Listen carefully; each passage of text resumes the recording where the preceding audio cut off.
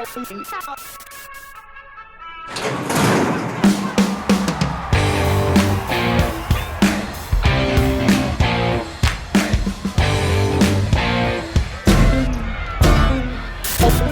everyone, and welcome to episode 45 of the Horse Racing Show. And this is not Kenny Rice. This is Scott Hall, and it's great to be with you. And I have Ben Chaffins and Mr. Thomas Kenny with us as well. How you doing, guys? Doing great. Great. Just start of a week now. I know, and it's a great week. It's Thanksgiving, and Kenny is thankful that we gave him the week off and said, "Hey, let's look back at some of the cool clips that we've had thus far in this great, wonderful year of the Horse Racing Show, and show those." So, what do you think, guys? Yeah, sure. I think we can do that. Yeah, you think Kenny deserves a little break? We've got more than enough time to fill. Oh yeah, I do believe that. All right, I think we're going to start off with one of my favorite guests, who you wouldn't necessarily, at least I didn't initially associate with horse racing, and more with California, and one of my favorite songs ever, because I love California and used to live there, is Michelle Phillips. What did you guys think about that show? Well, she certainly had a surefire strategy to, always win at the races. All right, well, without further ado, we'll get into that, and stay tuned, and we'll have a couple more things after this. Welcome back to the Horse Racing Show. I'm Kenny Rice. Of course, this is the Oscar theme week Horse Racing Show. We've talked about some of the movies that were made about horse racing that had horse racing themes. And as I said, the best ever is Let It Ride. If you're not even a horse racing fan, you'll like Let It Ride. Hopefully you can still find it out there somewhere. Get a VHS copy. I've got it on VHS and DVD. I don't like to flaunt it. You can. And with Judy us, Bennett just found it on her phone. yeah, you can watch it everywhere. And delighted to have Michelle Phillips with us. I've been a big fan for a long time, a singer, a songwriter, and an actress. And, we'd all be safe and warm if we were in L.A. I'm paraphrasing one of the great lines, obviously, California Dreamin', that Michelle co-wrote, and she is a co-star in the movie. You'd be right, because, it's about 68 degrees in Los Angeles right now. And the sun is shining, and it's blue skies, and that's why we live here. It's the perfect day to go to the track. Yeah, and you've been going to the track, I understand, since your dad was taking you as a little kid growing up in Los Angeles and in Mexico City, I believe. In Mexico City, actually. Yeah. So you're growing up in Mexico City and going to the track. We used to go to the Aguascalientes track in Mexico City, and there, if you were tall enough to reach the window, you could buy a ticket. And I was always very, very lucky. I would, bet on horses based on their name or their color, or and I didn't know how to read whatchamacallit. The form, yeah, at that time. A form, yeah, but I was always very lucky, and that continued throughout my life. Wow. Hey, do you read the form now, or do you go still by colors and names? I go by colors and names. And actually, I'm going to give you the secret right now to me winning every race.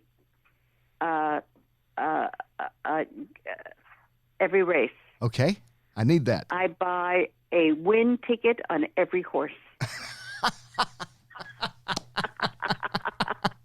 And people are so impressed with my abilities. They're always asking me for tips, and I say, well, I don't want to give you bad information. It's really just such what you sense.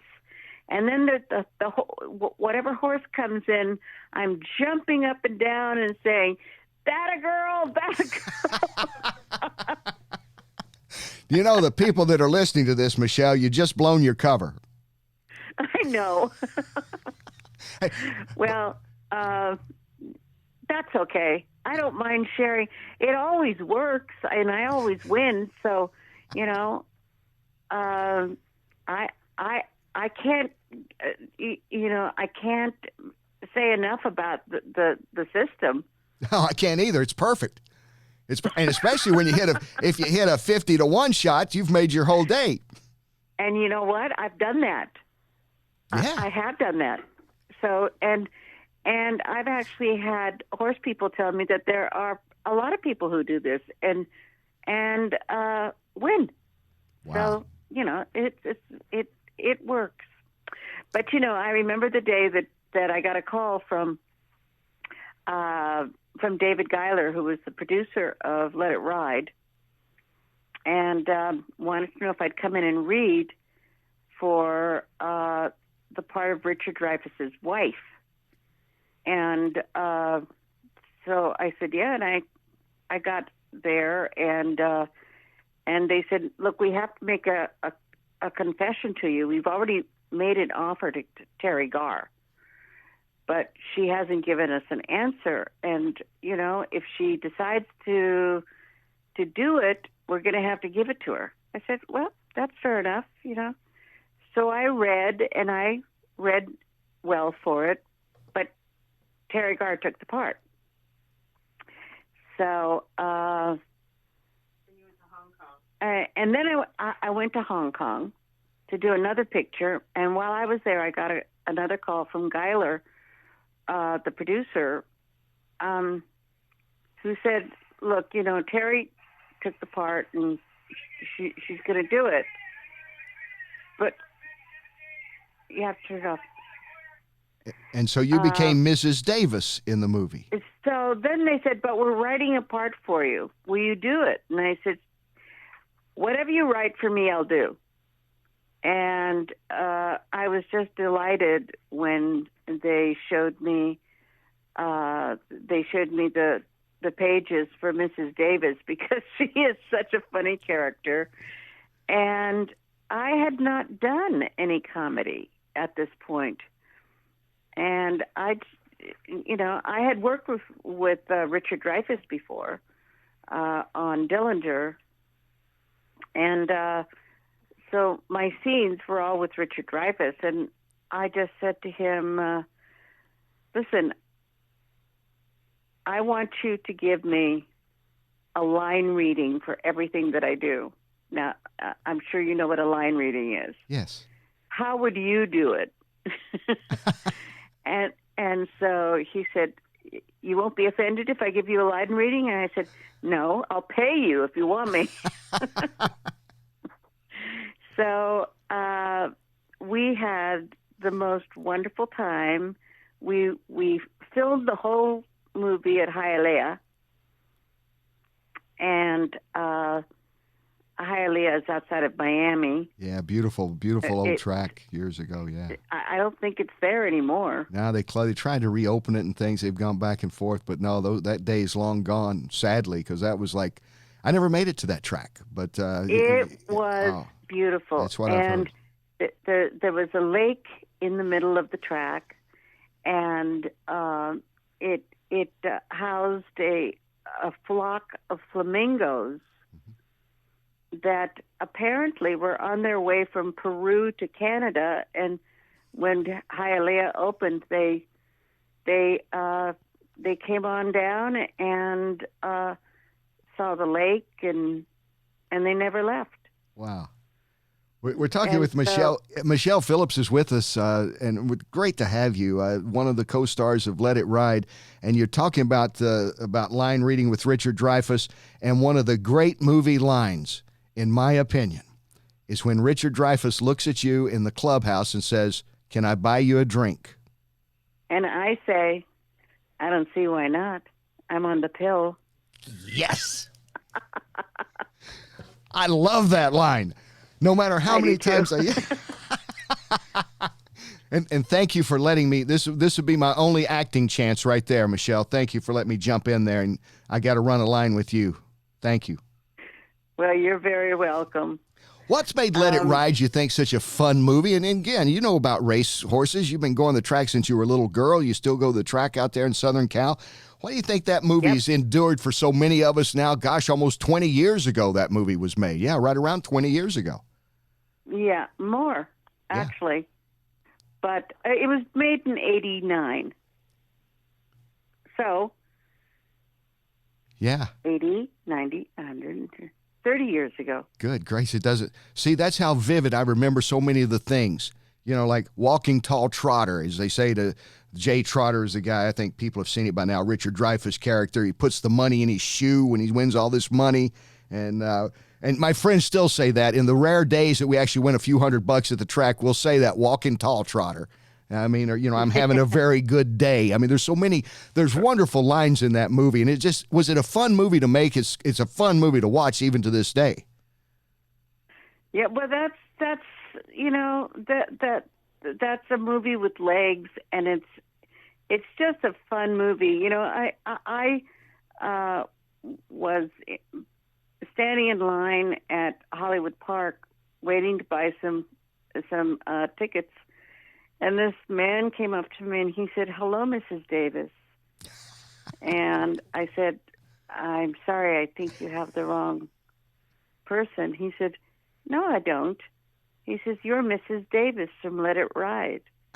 And I said, "Oh, yeah, I remember." And he said, "You know, I never come to the track without watching the movie first. And some people just think of it as a touchstone for them before they go to the track." And I find that very lovely, and I'm just so damn impressed with myself that I don't know what to do. Well, you should be. You know, I'm impressed. I mean, everybody is. I mean, you're the first golden, and we've had Super Bowl winning coach, a Triple Crown winning jockey, a Kentucky Derby winning owner on this show, but we've never had a Golden Globe nominee, and we've never had a member of the Rock and Roll Hall of Fame on this show, Michelle. So you just set the bar so high right now. Well, I'm so thrilled to do it. Thank you. Is it still fun to go to the track for you? Do you go out much to, I guess, Santa Anita would be the home track or the one closest to you? Yeah, it's Santa Anita. I had a birthday party there a couple of years ago. I invited 30 people, and we took one of their new luxury suites, and we had our own bartender, and we could buy our tickets right in our own suite. and they catered it, and it was delicious. And it was one of the most fun afternoons that I've ever spent with 30 of my closest friends. And you won every race? I won every race. Walking tall, Michelle. Oh, you know, another line that I just remembered is, he said, "Do you feel lucky?" And I said, "Honey, some people rub me for good luck." Yes, I remember that one as well. Yeah, I don't know. You just reminded me of it. It's a great line. Oh, there's just classics all the way through it. I because you read about these movies, and obviously, you know, you've in addition to the singer and songwriter, your actor's career, and Knots Landing and Dillinger, the Golden Globe nomination you got, and all the movies around that. You read about the actors don't get along, actors sometimes clash. The movie still works out because they're all pros, but I would imagine on a movie like Let It Ride, it just seemed like everybody would just have fun. It was such a feel-good. You just had a great time from the opening of that movie all the way to the end. Well, I'll tell you a quick little story here. When I had not heard of Joe Pytka, the director, before, because he was a big commercial director. But a couple of women that he had worked with told me that he was awful to his models. He screamed and yelled at them, and he berated them, and I'd already agreed to do the part. But I called David Geiler back, the producer, and I said, you know, maybe we ought to rethink this, and maybe you ought to recast this, because I don't let people talk to me like that. And I would just walk off the film, and then I would just disrupt the entire production, and I don't want to do that to you. Maybe you should just cast somebody else in this part. And David looked at me and he said, I'll tell you what, Michelle. If Joe does anything like that to you on the set or any time that you're in Florida, if he screams at you, if he raises his voice, if he does anything that embarrasses you or makes you feel bad, you have my permission to fire him on the spot. Now, that's the kind of producer you want to work with. And you know what? We never had one problem. It's good to be Everyone Michelle had Phillips. Everyone had a great time. I want to ask you about California Dreamin' that you co-wrote, if that's okay, because it's such an iconic song. And I believe I read this right a long time. You were like in New York or somewhere, and it was like a drab, rainy day or something, and that's how California Dreamin' was written, or is something in that? Yeah, it was a drab, rainy night. John woke me up at around 3 o'clock in the morning with his guitar strapped to him as usual, and he said, Michelle, listen, I'm writing this song, listen to it. So he sang the first 8 bars to me, and I said, oh, that's really beautiful. He says, well, wake up, help me write it. And I said, I'll help you write it tomorrow. He says, no, Michelle, wake up, help me write it now. You'll thank me for this someday. And I do. Oh, I do thank him. It was a wonderful project that he brought me in on, and really, to tell you the truth, I only wrote the second verse, and he wrote all the music, and he wrote the rest of the song. So I do thank him all the time. It's meant a great deal to me. And, I'm sure it has. That's got to be a nice I mean, this is like a 45-year 50-year royalty check. This is yeah. And what an amazing song to have that kind of staying power. Yeah, it does. It does have legs, as they say. I remember the first time I came to California, as we're getting ready to land. Growing up in Kentucky, I would listen to California Dreamin' would come on, and I thought, I got to get out there someday because everybody's pretty and everybody's got a suntan, and that just looks like the place I got to get to L.A. And so when I was young enough, could finally afford a plane ticket, I went there, and I remember humming California Dreamin' as I'm landing at LAX. I did years ago. You owe me a quarter then. I owe you a quarter. Our mutual friend Judy Bennett, who was a producer at a local TV station when I was first starting this sportscasting business before Let It Ride came out. When you'll come to Kentucky, because you've been to Kentucky, you've been to the Derby, and you've been to Breeders' Cups and all. He brought me to the Derby. Yeah. First time I ever went to the Derby. My little Judy is sitting right here next to me. Hi, Judy. We're great friends. Oh, she's wonderful. She just, she was working at Warner Brothers, and I was doing Knots Landing, and she called me on the set, and she said, "Listen, do you have any interest in going to the Kentucky Derby?" I said, "Yeah, I do." Okay, you've been to the Oscars and the Kentucky Derby. Is there any kind of comparison between two big events like this? Well, the Derby's so much more fun. At least you don't have to be seated for 3 hours. Yeah. And we would roam all over, all over Churchill Downs, and I was in Kentucky last year. Where did we go to Lexington to? Harry Dean Stanton. Oh, we went to Harry Dean Stanton's Film Festival. Yeah. Because when they called and invited me to go to the festival, I said, "Great, when's Harry getting in?" And they said, "Well, he's never come." I said, "What do you mean? He's never come to his own festival?" And they said, "No." I said, "Let me call you back." And I called him up and I said, "Harry Dean, you're going to Kentucky, and we're going to have a great time, and we're going to your film festival." He said, "You going to go?" I said, "Yes, Harry, I am going to go, and so are you." and we had a blast. And then we went to, what was the name of the? And you stayed at Brett and Jones. I stayed at Brett and Jones mansion. Brett and Jones, the former governor. Yeah, former governor of Kentucky and a noted horse owner and breeder. Yeah. Right. Yeah, we stayed at their mansion, and we rocked in rocking chairs on their porch and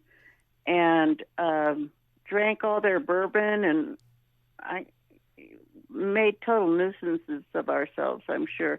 No, but we had a fantastic time. And what's the name of the racetrack that's in Lexington? Keeneland. Keeneland. Yeah. We Judy took me to Keeneland, and we got a private tour of Keeneland with Roger Beasley. Yeah, Rogers Beasley. Yeah, know him well. He's a friend.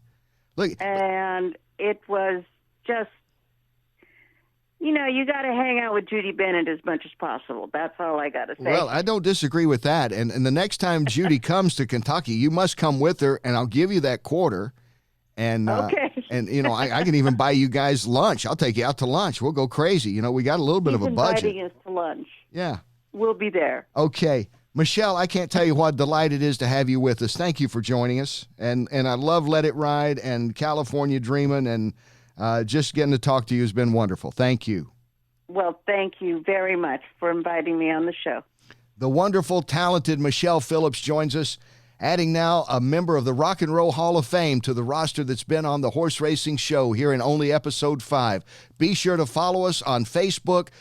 Subscribe and like us on the YouTube channel. You can listen to us on iTunes, on Google Play. Go to thehorseracing.show.com and follow us at Horse Racing Show on Twitter. I'm Kenny Rice, and we'll be back with more right after this. Welcome back to our favorite clips of the Horse Racing Show in 2019. This is Mr. Thomas Kinney. I shall be known as nothing else. And we just saw Michelle Phillips, known for the Mamas and Papas singing California Dreamin', one of Scott's favorite songs. That's right. And also a role in one of the best horse racing movies of all time, Let It Ride. That's right. That's right. Coming up next, we've got a clip with probably the best candidate, I'd say, for Mr. Horse Racing. Oh, yeah. Probably the most famous trainer in the history of the sport, Bob Baffert. Yep. Talks with Kinney for about 25 minutes about, some of his favorite horses, what he likes and doesn't like about the Derby, seeing as how he's won it so many times. He's got 15 Triple Crown races under his belt. Now, That's wait a second. amazing. Wait a second, Thomas. You're saying that this guy, probably a candidate for Mr. Horse Racing, spent 25 minutes with Kenny on a show? That's very true. Wow. That's one of the things that we've learned, and just a privilege working with Kenny, is he can get, look at our guests. He can get just about anybody on the phone, and it's always like, well, probably get 10 minutes. And we go, as you see, forever. It's amazing. And they enjoy it. And it's always the things that you guys don't get to hear after the show is what's pretty incredible, too, is they always say, hey, Kenny, anything for you, my man. It's pretty cool. We're lucky. And speaking of icon, he's kind of the icon. Him and Wayne Lucas, I guess there's two camps. Wayne Lucas has that cowboy look trainer thing, which is awesome. I know my wife likes that. But Baffert is that, think about it, man. There's been characters based on him in movies. He's pretty iconic with that. He wears white well on the head. Absolutely. All right, guys, without further ado, check this out, and we'll be right back after this. Welcome back to the Horse Racing Show. Thank you for watching us on YouTube, tuning in to iTunes and Google Play on Facebook, and you can follow us at the Horse Racing Show on Twitter. We have talked about this man absolutely every show we've done up till now. His name has been brought up. That's because you can't talk about the Derby without talking about the Hall of Famer, the man that's won the Derby 5 times. He's won 15 Triple Crown races. That's more than anybody else. And the 2-time Triple Crown winner. Can I say any more than here is Bob Baffert? Hello, Bob. Kenny, thanks for having me on. Well, listen, I'm glad to catch up with you. And honestly, it wouldn't be the Derby if you're not in this thing. And I don't know if you ever feel pressured to get in this thing every year. We're going to talk about your horses in a minute. But what does it mean to be on the Derby scene again? You know what? It's really exciting. Because it's our marquee race, and we have all these young horses. We shoot for it, and I can't believe I'm sitting there with with three really nice horses, and it's funny. Richard Mandela, who's my neighbor here, he couldn't be any giddier. He came by today, and he just uh, he's got probably the favorite. Omaha Beach, and I could just tell his whole personality and just the excitement, as a trainer going to the Derby, but with a horse that has a chance to win it, and that there's nothing more exciting more than that, because when you have a long shot, it's okay. It's just like you're going to need some kind of a Hail Mary pass, but it's a fun situation to be in. Now, will you stand outside with Richard Mandela and flip a coin over, is Mike Smith going to ride Roadster, who won Santa Anita for you, or is he going to ride Omaha Beach, who won Arkansas for him? Is that how you decide this? I think Mike Smith right now, I haven't heard from him. And so he's probably went to see those psychic readers, or he's probably talking to everybody right now, like, what should I do? And so he's got a pretty tough, those are two really solid horses, and so I don't know, it's going to be it's going to be tough for him, but we just have to be prepared. If it doesn't work out, it's like you hate to lose your quarterback. I'd rather have him riding for me than against me in one of those big races. So, but if it happens, you just gotta, it's like putting a ball in the water. You just gotta get another ball and take another swing. It is. You have to map out all kinds of different things, don't you? I mean, what your horses are going to run, where the jockey may be, who the jockey's going to get. I think people, obviously in the business, get it, Bob, but I'm not sure those casual fans that just watch you and root for you at the Derby every year, watching on NBC, understand that it's more than you just show up with a good horse, which obviously is what you want, but there's a lot of moving parts. You have to have a good horse. You have to keep them healthy. You have to keep the weight. They got to handle the running, tough races. They come back, and some horses need a little extra time. They don't show up. If you draw a bad post, if you don't break well, you get wiped out at the start. There's so many things that go wrong. That's why I'm never really relaxed. I get the saddle on them, and once I get the saddle on and put the jockey on, then I'm relaxed for a little bit. And then I do the lucky interview with you right before they go in the gate. Yeah. And that helps out. You're the only guy that can, I can really speak casually and freely with, because you know the state that I'm under. That's why I told Bill Belichick one time. He was with us at the Preakness, and he says, we're there talking. These people are coming up to me all the time. He says, man, they really, I can tell you, there's a lot of pressure. Yeah, except for you. You imagine you being on the sideline and you're calling in a play, you're going for third and a yard, or you're trying to get in the end zone, and some guy walks up to you, been drinking all day, say, hey, can I have a selfie with you? That's the difference. I mean, I'm right there with the crowd. We don't have our little, and you want to be nice to everybody, because they're there to have a good time, and sometimes I just have to bite my lip. But it's the Derby. It's a scene, as you know, and it's crazy. And but I'd rather be there than anywhere else, and especially with a horse. And then when you win it, oh, what a feeling! It's priceless, and it's just we have to sacrifice so many things and put the hours in. But just like any great coach, great coaches, you have to put the time in. You read about these coaches, they get there at 5, they leave there at 9. We do the same thing. We go to bed thinking about these horses and wake up thinking about these horses. We're talking with the Hall of and that's why you do it so well. We're talking with the Hall of Famer Bob Baffert. People ask me in whatever career I've had, 2 great moments. I said 15, I interviewed the Triple Crown winner. 18, I interviewed the Triple Crown winner. The first guy to do that. And I take a lot of pride in that. That was a big deal to me, too, to be just a whole part of the scene for horse racing, for you that I've known for 20-some years.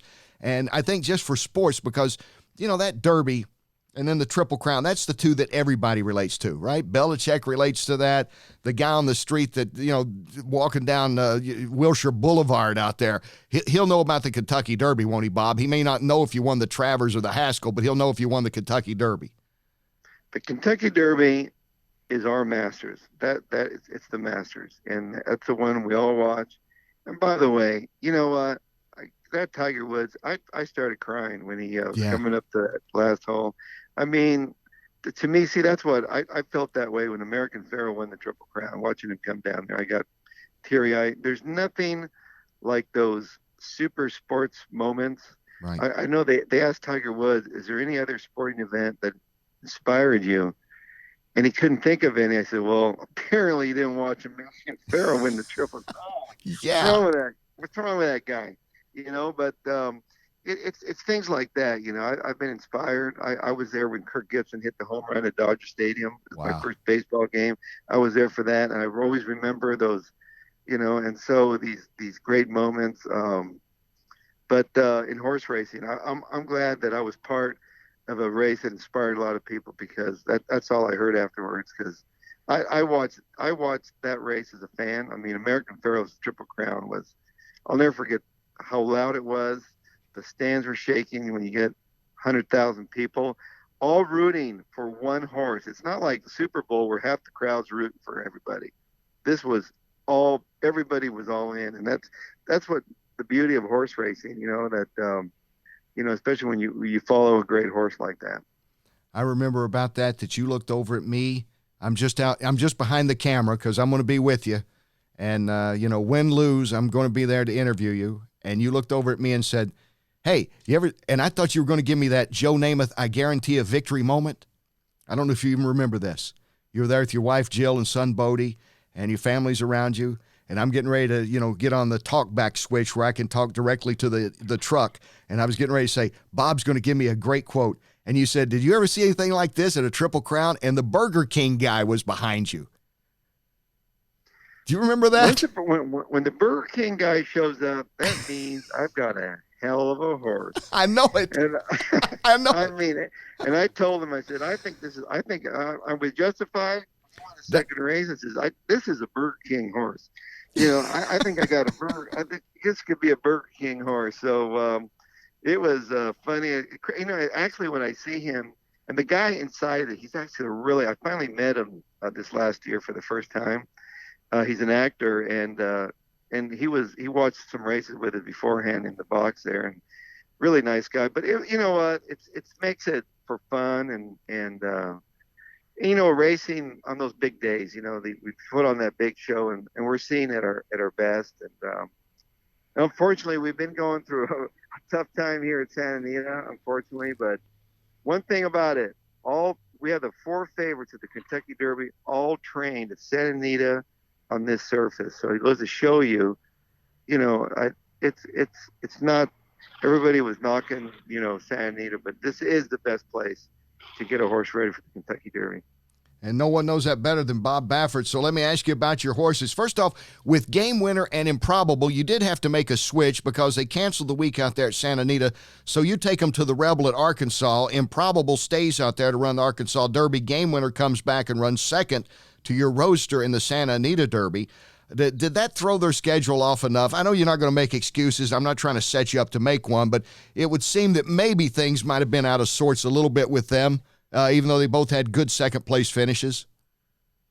Yeah, I would have liked to have run them here at home and not ship them. I don't want to ship twice. It can be a little bit harder on them. But at the end of the day, I once it happens, I don't worry about it.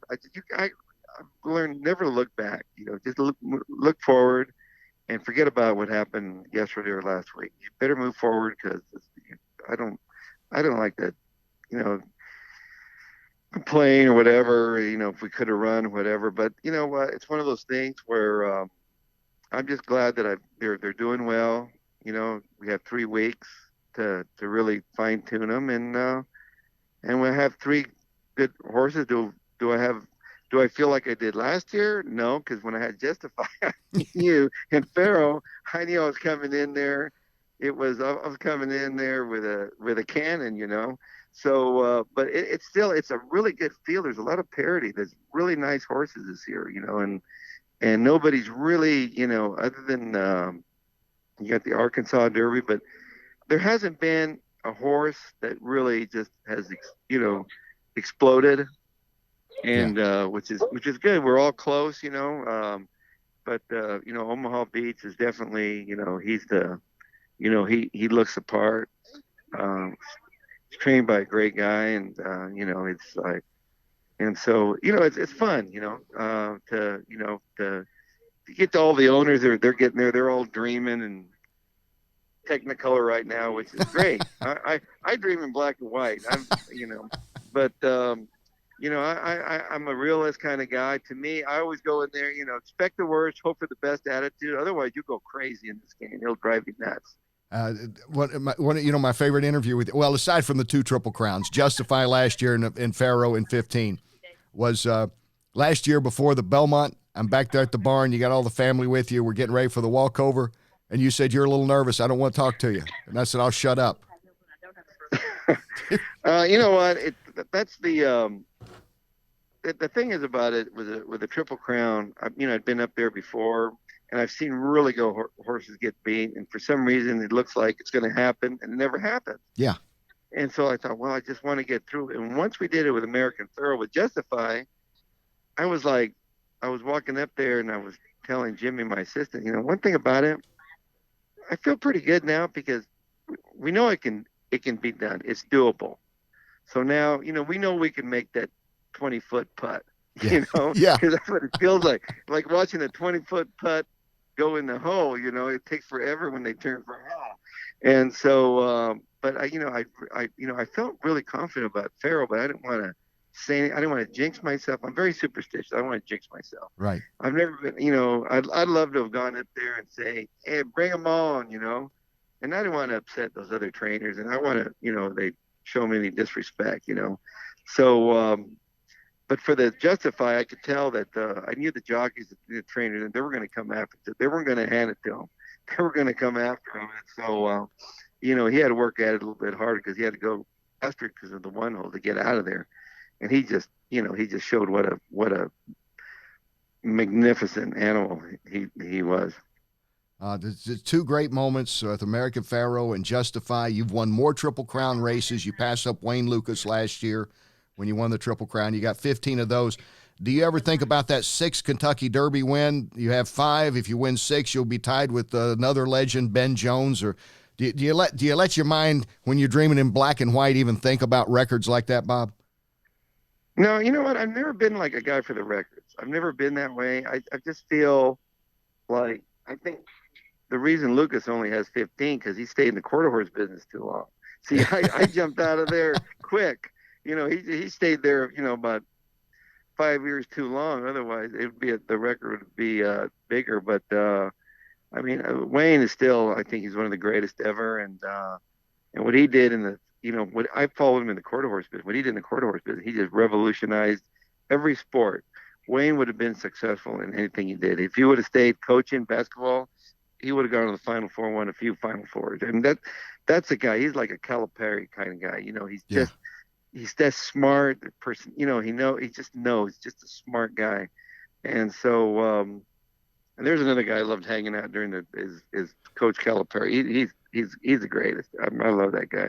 He had a great time. I saw him at the Triple Crown. He was almost as excited as you when Justify won last year. And, to me, when people ask me about what makes the Kentucky Derby so special, it's kind of like what we're talking about there with John Calipari and Mike Krzyzewski. They're one and dones. They've been going with guys where they got one shot to try to get to a Final Four, win a championship. You do that every year. It's one and done. You're not coming back next year with Roadster or Game Winner or Improbable in a Triple Crown race. And so you got one shot. I told that to Coach Calipari. So he says it was about Justified to Belmont. So, will he run next year? I said, no, Coach, I'm like you. I'm one and done, but I like it. I said, I like one and done. I don't have a problem with that. If you had to rank them right now, is it fair to ask you to rank Roadster, Game Winner, and Improbable? Do you put them all 3 together? Do you have a better feeling about one than the other right now? I really, they're first of all, they're three different types of horses, and they're all three different colors. I got a bay, a gray, and a chestnut. Yeah. You know, Yeah. and so I got it covered. But I really think that the game winner, he's a fighter. He's going to be right there. He's right there. He tries hard. You've got Improbable. He got me a little anxious the other day in the gate. I didn't like that, but I don't know what it was. He was in the gate for a long time, but he's going to be right there. He's got a beautiful stride. He's athletic, and the Roadster. He's not one dimensional. He can be right there. He's got a long stride, and I think the mile and a quarter is not going to be a problem for him. But he does have tactical speed. He can be up there close. And the thing about the Derby now with his point system, you've seen all these preps and you see these crazy horses going out there fast, and now those guys are gone. You've got the all the crazy speed horses. They're not in there because they didn't qualify. Weren't good enough to go. They didn't get the point. So the pace is not going to be as fast. And so your front runners are going to have, if you can stay out of trouble, that's the whole key. Break and stay out of trouble.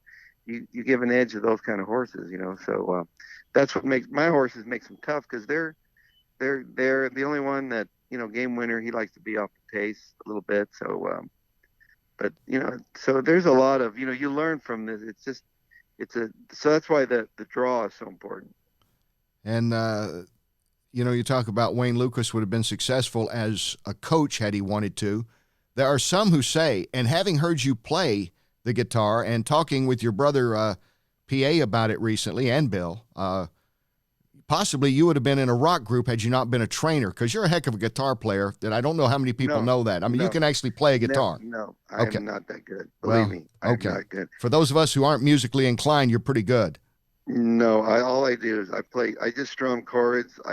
Believe me, I would have loved to. I just cannot. I get to a certain level. I was with Richie Sambora of Bon Jovi at his house a few months ago, and he picked up the guitar. Yeah. And you talk about a musician. Yeah. Oh, these guys are they're like these great jockeys. They're just way above us. Just like they're geniuses, and when people tell me, Bob, you're a genius. If I was a genius, I would not be training horses. Okay, just get that right now. I would not be. Geniuses do not train horses. They're doing other businesses. Okay, that's the way it is. So, but I don't mind the compliment, but I am not a genius. Well, people say that after they bet on your horse and you win. Bob's a genius, and when they lose, come on, Bob. He's a bum. What's wrong with him? And so and they do overbet my horses a little bit. So gamblers, they're always mad at me because my horses, they don't come through, or if I beat their long shot or whatever. But it's fun. It's a game that the beauty of it is that nobody can figure it out. If we could figure it out, which are the only horses that can run, we could buy only the good ones and bet on only the good, it would be too easy, And so, and there's no geniuses in our game, And so, that's what makes it, intriguing. A lot of these successful owners get in the business and they say, I'm going to do this. And I think I've got a program. I'm going to do it like it doesn't work that way. You better be really lucky. It's a numbers game. You got to have the numbers. And that's what's, kept me in the game.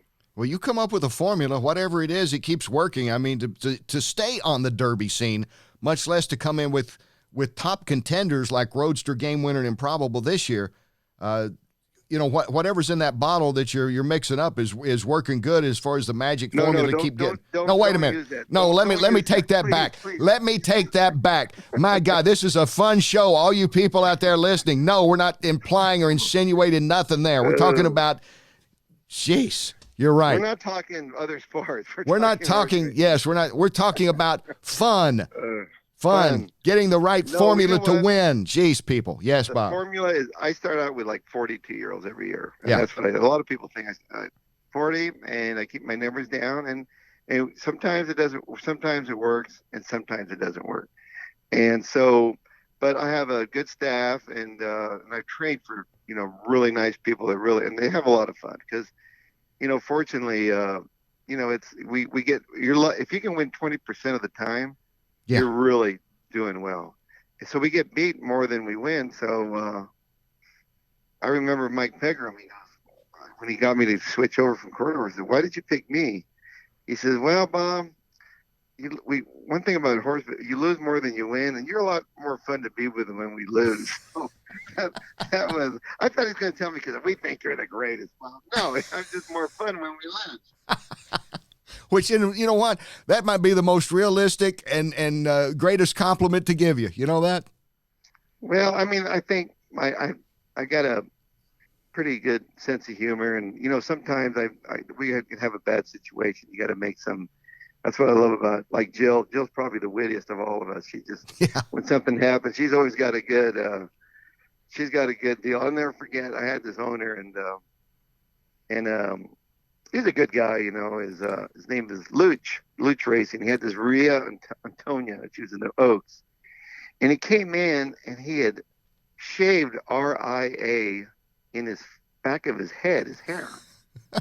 And I go, and Jill goes, he showed me this, and I go, I said, and he tells him, I hope that R doesn't turn into an M when she turns for a home.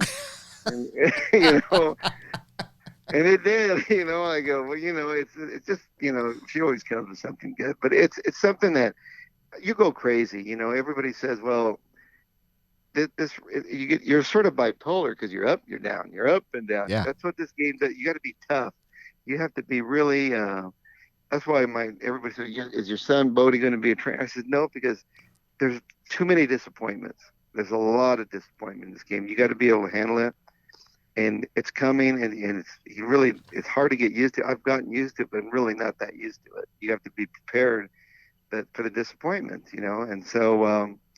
It's like owning a franchise, you get beat. It's just, how much can you take of it? You know what I mean?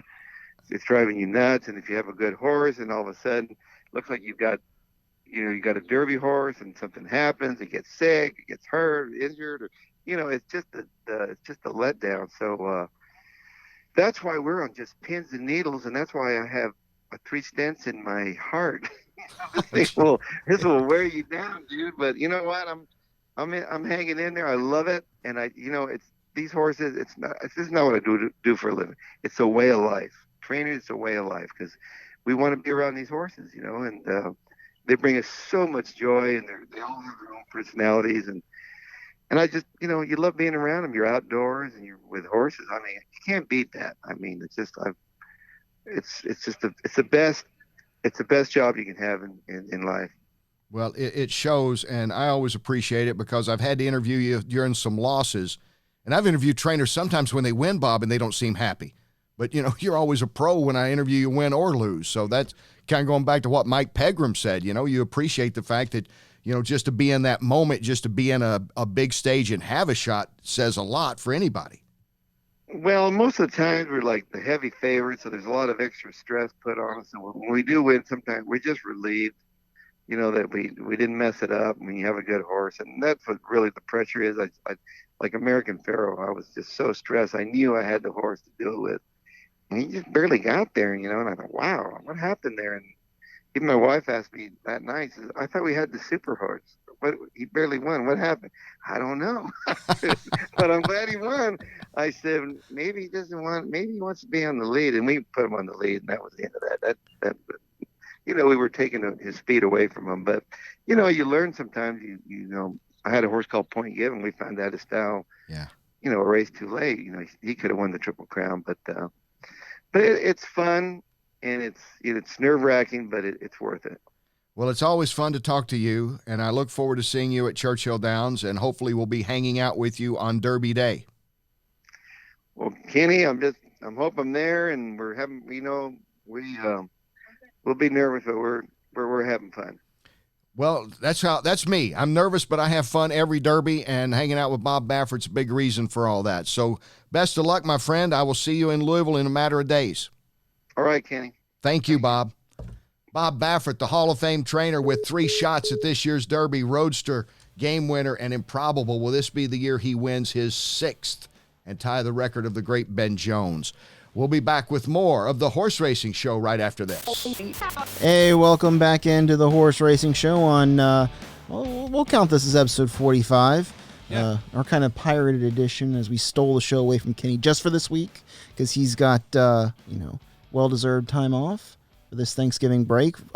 Thanksgiving in America, not all the countries that we're downloaded in have Thanksgiving. But That's right. That's right. it's Thanksgiving in America, and Kenny's got the week off to enjoy some well-earned time with family, and we're just going to leave you with one last clip of, I think it's always a hoot when he comes into the studio, and that's Lenny Shulman. So hope everyone has a fantastic week. Happy Thanksgiving to everyone in America. Absolutely. Keep listening. We are on iTunes, Google Play, Stitcher, iHeartMedia. Oh, Yeah, yeah. proud to announce Yeah. we are now on iHeartMedia. Yes. That's right. We got to drop that news, man. And- That's awesome. Of course, we are on The Ville Yep. in Louisville, 93.9. 93.9. So please continue listening, and thanks for your support. We are grateful for you guys. Take it away, Lenny. Dallas is interesting because, of course, that's where Bob Baffert was born and raised. But I used to live in Tucson as well, and we used to go down to Nogales. So I have some knowledge of that. We used to go down to Nogales, do all kinds of substance abuse to ourselves, and go to the bars on the Mexican side and drink incredibly cheap tequila all day. And above, I'll never forget this, above the bar in Nogales, they were watching Hee Haw at 5 o'clock in the afternoon on a Saturday. And, as if we weren't disoriented enough already, that put us over the edge. But Nogales is a great little town.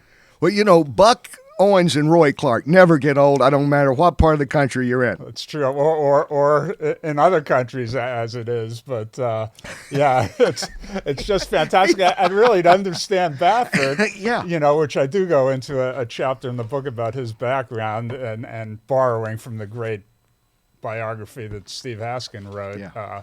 Actually, funny, that was an autobiography actually on Bob Baffert. It was the only unauthorized autobiography in the history of publishing because Baffert agreed to do the book and Steve Haskin was ghostwriting it, and Baffert stopped talking to him.